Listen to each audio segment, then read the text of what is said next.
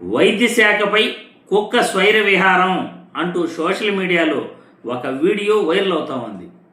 ఈ వీడియో చూసిన ప్రతి ఒక్కరికి కూడా ఈ గవర్నమెంట్ పనితీరు ఎలా ఉందో కళ్ళకు కట్టినట్లు కనపడుతుంది. ఎందుకురా ఈ గవర్నమెంట్ అమరావతి దోపిడీపై ఉన్న శ్రద్ధ ప్రజల ఆరోగ్యం పైన లేదు?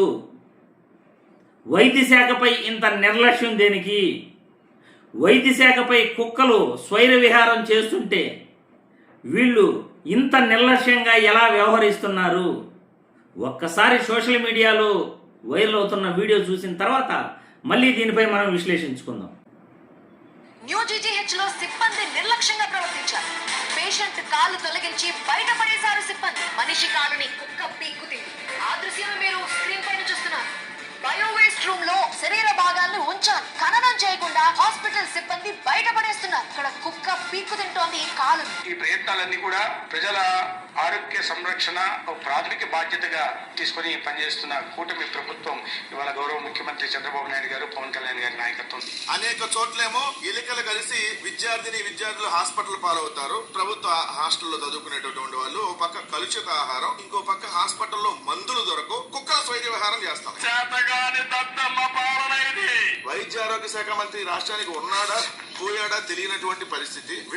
విజనరీ అంటే ఇదేనా? కుక్కలు మనిషి కాలుని పీకు తింటాం విజనరీ పరిపాలన అయితే చంద్రబాబు నాయుడు గారు? అది కూడా మీ ఇంటికి కోతవేటు దూరంలో ఇలాంటి సంఘటన చూశారుగా. ఇదేనా ఈ కూటమి ప్రభుత్వం యొక్క విజనరీ?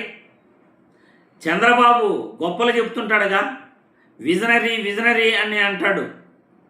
ఎప్పుడు ఎదుటి వాళ్ళపై పడి ఏడవటం తప్ప ఈయన ఏం చేస్తున్నాడు అనేది మాత్రం ప్రజలెవరూ గుర్తించట్లేదు అని అనుకుంటాడు. చంద్రబాబు నాయుడు ఇంటికి కోతవేటు దూరంలో ఈ వైద్య ఆసుపత్రుల్లో కుక్కల స్వైర విహారం మీరందరూ కూడా చూశారు.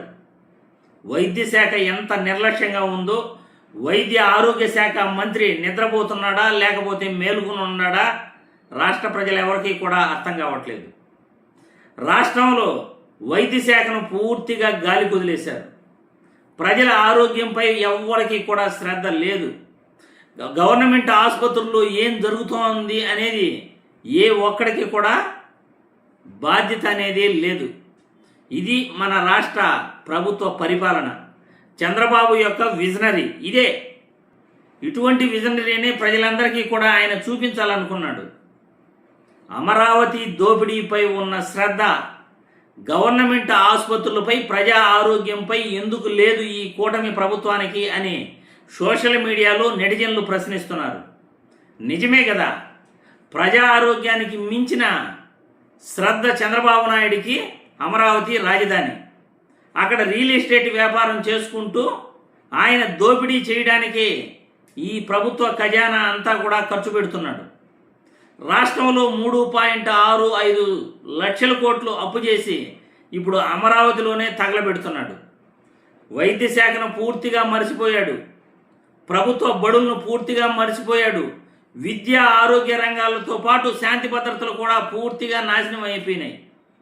ఇదే మరి చంద్రబాబు యొక్క విజనరీ అనుకుంటా.